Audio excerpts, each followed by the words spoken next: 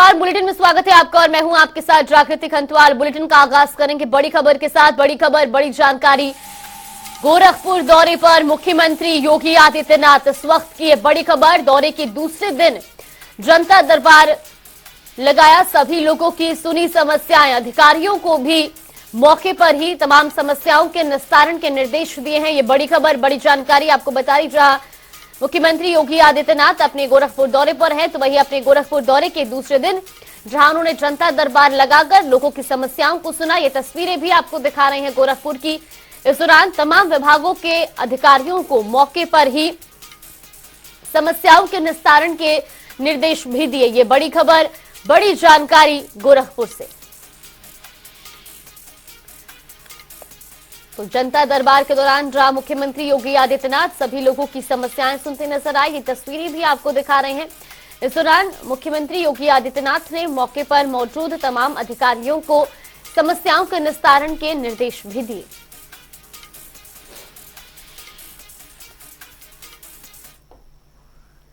और लखनऊ से बड़ी खबर आपको बता दें, यूपी विधानसभा शीतकालीन सत्र का आज आखिरी दिन 11 बजे शुरू होगी सदन की कार्यवाही। नेता प्रतिपक्ष और नेता सदन आज विधानसभा में बोलेंगे। अनुपूरक बजट पर दोनों नेताओं का सदन में भाषण होगा। इस दौरान जहां कई मुद्दों को लेकर दोनों नेता अपना पक्ष रखेंगे, कई अध्यादेश और विधेयक भी सत्ता पक्ष पास कराएगा। सत्र का अंतिम दिन हंगामेदार रहने के आसार हैं, क्योंकि लगातार अनुपूरक बजट और तमाम मुद्दों को लेकर विपक्ष सरकार पर हमलावर है।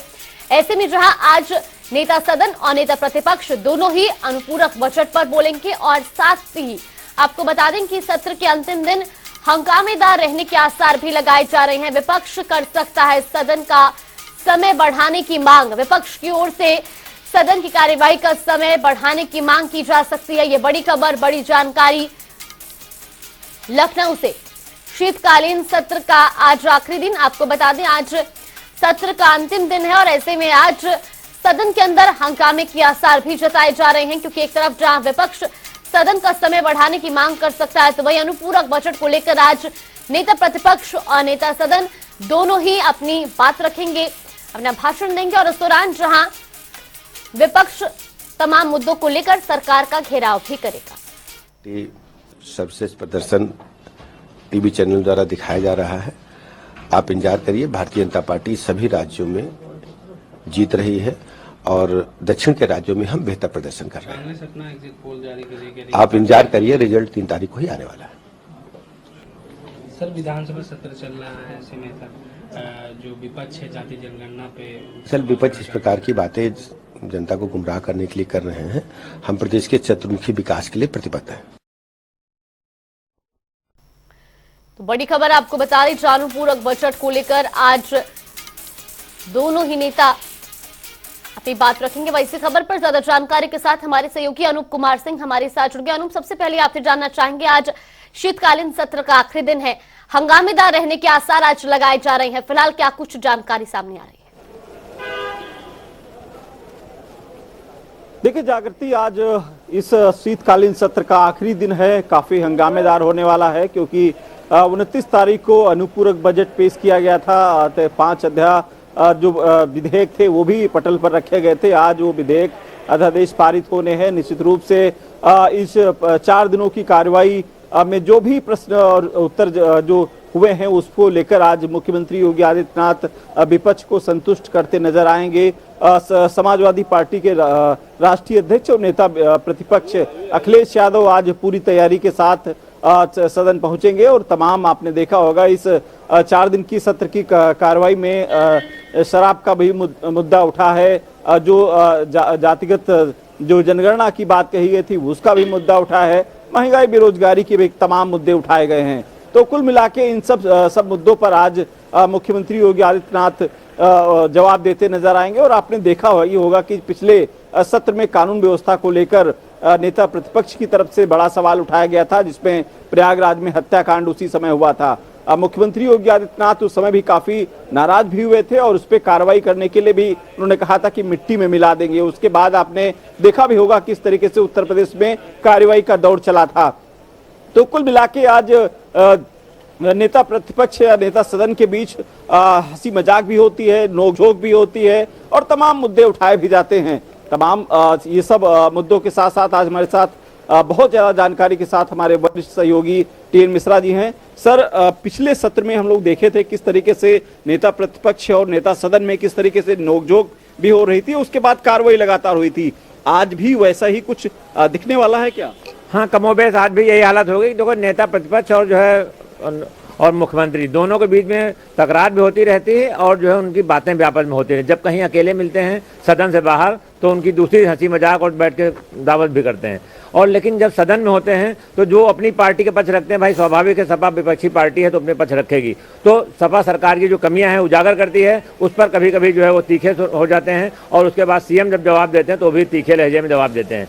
तो ये तकरार पब्लिक को बहुत पसंद आती है। सबसे बड़ी तो मैंने देखा ये चीजें, जितने वीडियो वायरल होते हैं पब्लिक बहुत पसंद करती है, बार बार देखती है कि योगी ने क्या कहा या अखिलेश ने क्या कहा। तो आज भी कमोबेश यही स्थिति होगी, क्योंकि आज कई मुद्दे ऐसे हैं, बेरोजगारी, महंगाई पे सरकार को घेरने का मुद्दा है। सपा लगातार जाति जनगणना मुद्दा उठा रही है। सरकार में भी डिप्टी सीएम भी कह चुके हैं कि हमारे भी कुछ नेता चाहते हैं, लेकिन उन्होंने केंद्र पर डाल दिया है। अब केंद्र के पाले में डाल दीजिए बाल, इसलिए स्वाभाविक है प्रदेश सरकार बची हुई है। तो ये सब मुद्दे आज भी उठेंगे और इसका जवाब मुख्यमंत्री देंगे। इन 3 दिन को कार्रवाई में हमने देखा शराब को लेकर मुद्दे उठाए गए, जाति जनगणना को लेकर मुद्दा उठाया गया, महंगाई एक बड़ा मुद्दा रहा, किसानों की समस्याओं एक बड़ा मुद्दा रहा। क्या लगता है कि आज विपक्ष किन किन मुद्दों को लेकर आज सरकार को घेरने की कोशिश करेगा? देखिए, विपक्ष लगातार उन्होंने क्या महंगाई, बेरोजगारी और जो है ये लॉ एंड ऑर्डर को लेकर के और साथ में गन्ना के मुँह भुगतान को लेकर के इन मुद्दों को अपना हथियार बना रहा है। और लगातार विपक्ष हर मामले में ज़्यादातर विधायक यही सवाल उठा रहे हैं और इसका जवाब सत्ता पक्ष वाले दे रहे हैं। लेकिन ये भी देखा जा रहा है कि सत्ता पक्ष के जवाब से विपक्ष असंतुष्ट रहता है। वो कहता है महंगाई के आंकड़े बढ़ते जा रहे हैं, आप गलत बता रहे हैं। वो कहता है बेरोजगारी बढ़ती जा रही है, आप आंकड़े कम दिखा रहे हैं। तो ये भी आरोप लगते रहे और आज अखिलेश यादव माना जा रहा है, जब अपना बजट इस पर अनुपूरक बजट पर बोलेंगे तो हमें माना जा रहा है इस मुद्दे को उठाएंगे, क्योंकि लगातार अखिलेश यादव कह चुके हैं कि हाँ, लॉ एंड ऑर्डर कमजोर है और भी 69,000 शिक्षकों का मामला चल रहा है। सरकार कह रही है कि हमारे पास कोई पेंडिंग मामला नहीं, लेकिन 69,000 शिक्षक पूरा जो है अभी 2 दिन पहले यहाँ भी जाम किया था उन्होंने, हजरतगंज जाम किया। तो उनकी मांगे पूरी नहीं हो रही है, मुद्दे उठेंगे और इसका जवाब सरकार को देना होगा। एक बड़ा सवाल उठता है क्योंकि अनुपूरक बजट अब तक का सबसे बड़ा बजट माना जा रहा है और इस सबसे बड़ा बजट है भी। अब उसको लेकर विपक्ष लगातार सवाल उठ रहा है कि पिछला जो आम बजट था उसको खर्च नहीं कर पाए, 50% भी नहीं खर्च कर पाए, अनुपूरक बजट लाने की आवश्यकता थी। तो क्या लगता है कि उत्तर प्रदेश में जो योजनाएं चल रही थी, परियोजनाएं चल रही थी, वो चाहे अयोध्या विकास की बात करें या फिर तमाम ऐसी परियोजनाएं जिसमें उत्तर प्रदेश नंबर 1 है, क्या उनको गति वाकई मिल पाएगी या इसकी बजट लाने की, अनुपूरक बजट लाने की आवश्यकता थी? देखिए, सरकार के पास जो अभी तक फंड थे तो 6 महीने पूरे हुए, 6 महीने में काफी कुछ खर्चा कर चुके हैं। लेकिन अब सवाल है कि जो बड़ी बड़ी परियोजनाएं हैं उन पर लेकर के अभी उनका खर्चा नहीं पूरा पड़ रहा है। तो इन मुद्दों को लेकर के सरकार जरूर अनुपूरक बजट लाना उसकी मजबूरी है, क्यों अगर उसको काम करना, क्यों लोकसभा चुनाव निकट हैं और उसको अपना विकास दिखाना, तो विकास दिखाने के लिए ज्यादा पैसा देना पड़ेगा और उसको लेकर के वो जो है अपने रखेंगे। और मुझे लगता शिवपाल यादव आ चुके हैं, उनसे भी बात करने की कोशिश करेंगे कि आज विपक्ष का क्या एजेंडा रहने वाला है और किस तरीके से विपक्ष जवाब देगा। केंद्र का मामला है, मंत्री हम भी रहे हैं, हम लोग भी तरीका निकालते थे और जब तरीका निकालते थे तो निकल आता था और ये बहाना लेते हैं केंद्र सरकार, तो इनको तुरंत मंत्री पद से इस्तीफा दे देना चाहिए। और हम तो कहेंगे मुख्यमंत्री जी से इनका तुरंत इस्तीफा स्वीकार करें और इनकी जगह कोई पिछड़े वर्ग का दूसरा कोई मंत्री बनाए, जैसे पिछड़े और दलितों के लिए काम करें। तुरंत उनको इस्तीफा स्वीकार करना चाहिए। शिवाजी बर्क ने कहा है जाति जनगणना नहीं होगी। ये शिवपाल यादव थे जो साफ तौर से कह रहे थे कि जाति जनगणना का मुद्दा उठ रहा है और जाति जनगणना को लेकर पहले भी मुद्दा उठा था और इस बार भी मुद्दा उठेगा, लेकिन सरकार ये बात जो केंद्र सरकार पर छोड़ती है और सरकार से जब भी इस मामले पर सदन में भी जवाब मांगा गया है तब भी सरकार ने कहा है कि जाति जनगणना जो है वो केंद्र सरकार कराती है और केंद्र सरकार ही करा सकती है। इसमें सरकार की भी मंशा है कि जाति जनगणना कराई जाए। अब देखने वाली बात होगी कि आज सदन में किस तरीके से कौन कौन से मुद्दे उठाए जाएंगे जाति जनगणना के साथ साथ, ये फिलहाल आने वाला वक्त ही बताएगा। बिल्कुल अनूप, और देखिए जिस तरीके से आज सदन में नेता प्रतिपक्ष और नेता सदन दोनों ही बोलेंगे, तो ऐसे में कुल मिलाकर के ये उम्मीद जरूर जताई जा रही है कि हंगामेदार रह सकता है। हालांकि जिस तरीके से अनुपूरक बजट को लेकर के पहले भी विपक्ष लगातार सरकार का घेराव कर रहा था, ऐसे में आज देखना यह होगा कि नेता प्रतिपक्ष किस तरह से अपनी बात रखते हैं। फिलहाल आपका बहुत बहुत धन्यवाद हमारे साथ जुड़ने के लिए और तमाम जानकारी हम तक पहुंचाने के लिए। उत्तरकाशी में सिलकियारा सुरंग में फंसे 41 श्रमिक अब पूरी तरह स्वस्थ होकर अपने अपने घरों के लिए रवाना हो गए हैं। इन 41 श्रमिकों में देश के कई राज्यों के मजदूर शामिल हैं। उत्तर प्रदेश के मजदूर भी उत्तरकाशी सुरंग हादसे में फंसे थे। शुक्रवार को यूपी के रहने वाले 8 मजदूर लखनऊ पहुंचे, तो वहीं लखनऊ में श्रमिकों से मुख्यमंत्री योगी आदित्यनाथ ने मुलाकात करेंगे। आपको बता दें कि सीएम योगी के आवास पर यह मुलाकात होगी। लगभग 30 घंटा तो बहुत ऐसा लग रहा था कि अब हम लोग यहाँ से नहीं निकल पाएंगे, क्योंकि वहाँ कोई सुविधा नहीं थी ना ऑक्सीजन की, ना पानी की, ना कुछ खाने पीने की। लगभग हम लोग 30 घंटे कुछ न खाए, वैसे मतलब केवल पानी भी था वहाँ पे, जो बचा था वही पानी पी के मतलब टाइम पास कर रहे थे। आप लोगों को टीमें बाहर निकाली थी, उनको क्या कहेंगे आप? उन सबको बहुत बहुत धन्यवाद कहेंगे जिसने हम सबको बाहर निकाला और बहुत बहुत मदद की। स्टार्टिंग में केवल हम लोग को थोड़ा दिक्कत लग रहा था, थोड़ा घबराहट, डर लग रहा था। बाद में जब हम लोग का जो ऑक्सीजन खाने पीने के लिए जो जुगाड़ हो गया, इसलिए हम लोग को थोड़ा डर थोड़ा दूर हो गया। हमको बहुत अच्छा लग रहा है, घर पहुंच जा रहे हैं तो बहुत खुशी की बात है। अब घर पहुंचेंगे तो और खुशी होगा, परिवार से, अपना बीवी बच्चे से मिलेंगे, माँ बाप से मिलेंगे तो बहुत अच्छा लगेगा।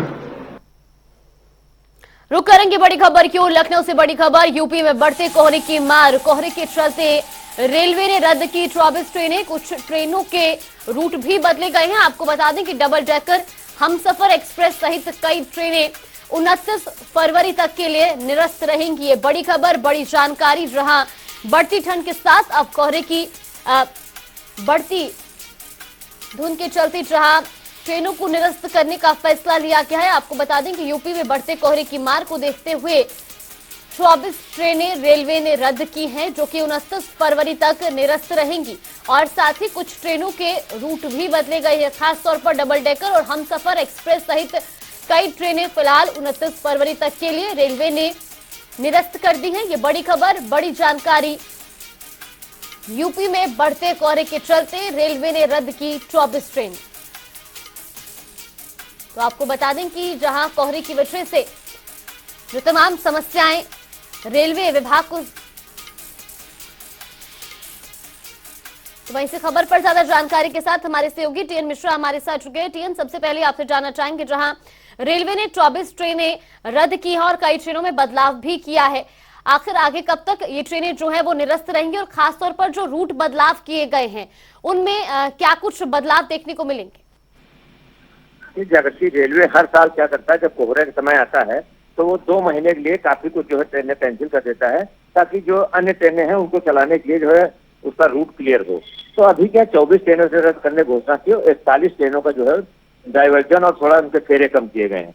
सबसे बड़ी बात ये 29 फरवरी तक, मतलब पूरा दिसंबर, जनवरी और फरवरी 3 महीने बाधित रहेगा और इस 3 महीने संचालन बाधित है। लाखों लोगों को आवागमन की दिक्कतों का सामना करना पड़ेगा, क्योंकि ये ऐसी चीज है कि कोहरे से तो रेलवे निपट नहीं पा रहा है। तमाम दावे हुए कि ये डिवाइस आ रही है, फॉग विजन डिवाइस आ गई, ये डिवाइस आई, लेकिन उस डिवाइस काम नहीं कर पाई और रेलवे लगातार भी पुरानी झंझट चल रहा है, जो 10 साल पहले जैसे ट्रेनें कैंसिल कर रहा है वैसे फिर कर रहा है। तो 24 ट्रेनें रद्द किए हैं और ये ट्रेनें ऐसी महत्वपूर्ण ट्रेनें हैं जिसमें वाराणसी बरेली एक्सप्रेस है, बरेली प्रयाग एक्सप्रेस है, डबल डेकर एक्सप्रेस है, लखनऊ चंडीगढ़ एक्सप्रेस है, राजधानी एक्सप्रेस है, नौतंदी एक्सप्रेस है, काशी विश्वनाथ है, कुंभ एक्सप्रेस है, उपासना है, बरेली रोड पैसेंजर है, त्रिवेणी एक्सप्रेस के जो है मार्ग बदल रूट बंद किया गया है।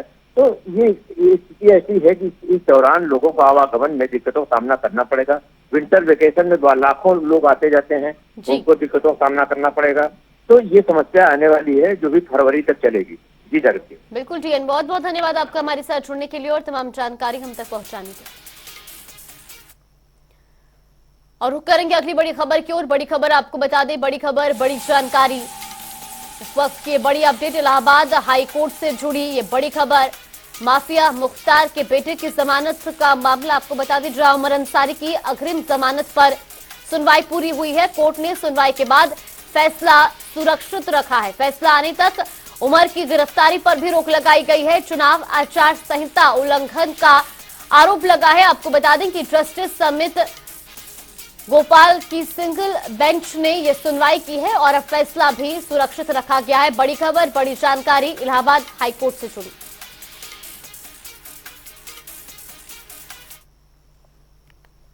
श्री राम जन्मभूमि मंदिर की प्राण प्रतिष्ठा अगले साल की शुरुआत में ही होने वाली है, जिसके लिए सभी राम भक्त उत्साहित हैं। इससे पहले अयोध्या वासियों को एक और सौगात मिलने वाली है।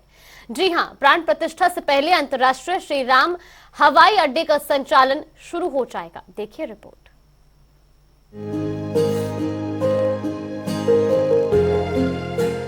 श्री राम जन्मभूमि मंदिर की प्राण प्रतिष्ठा अगले साल की शुरुआत में ही होने वाली है, जिसके लिए सभी राम भक्त उत्साहित हैं। इससे पहले अयोध्या वासियों को एक और सौगात मिलने वाली है।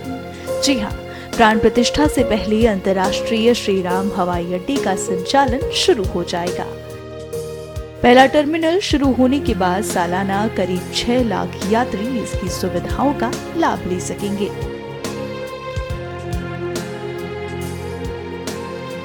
एयरपोर्ट पर खूबसूरत लाइटिंग भी की जा रही है। इस निर्माणाधीन एयरपोर्ट का निरीक्षण करने के लिए 2 दिसंबर को मुख्यमंत्री योगी आदित्यनाथ अयोध्या पहुंचेंगे। वहीं इससे पहले लाइसेंस की प्रक्रिया के लिए डीजीसीए की टीम मौके पर पहुंची हुई है, जिसको लेकर अयोध्या एयरपोर्ट अथॉरिटी के प्रोजेक्ट प्रभारी और जिलाधिकारी नीतीश कुमार ने जानकारी दी है।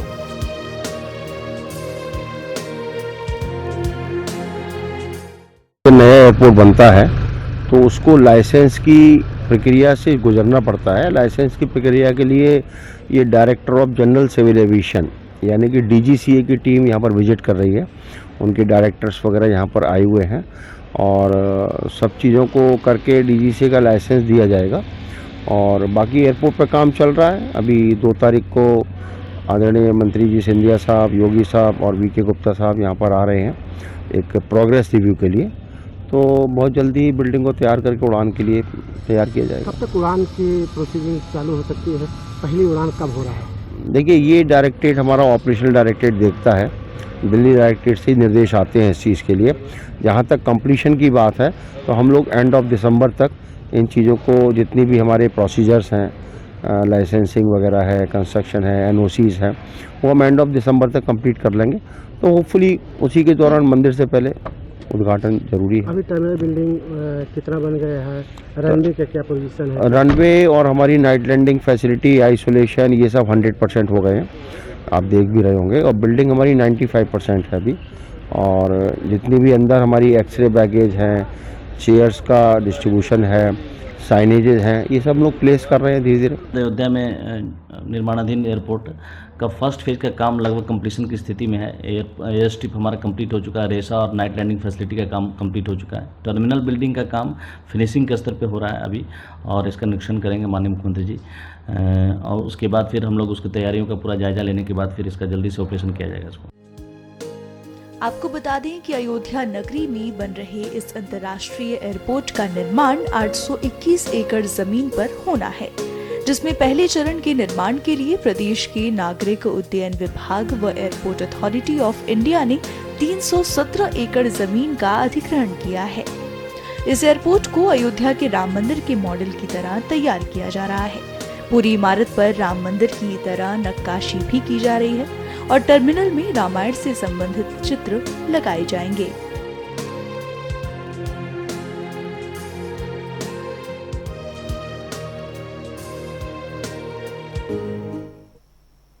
और अब रुक करेंगे 2 मिनट में 10 खबरों का। यूपी पुलिस के पूर्व एडीजी प्रेम प्रकाश का डीप फेक वीडियो हुआ वायरल। रिटायर्ड एडीजी के नाम से फेक वीडियो बनाकर बुजुर्ग से ठगी, पीड़ित ने कविनगर थाने में मुकदमा कराया था। प्रयागराज में घने कोहरे और शीतलहर की वजह से कई ट्रेनें लेट और रद्द, यात्रियों को परेशानियों का करना पड़ रहा सामना। फतेहपुर में हजारों कुंतल धान बारिश में भीगा। क्रय केंद्र में मौजूद एसएमआई ने नहीं कराई कोई व्यवस्था।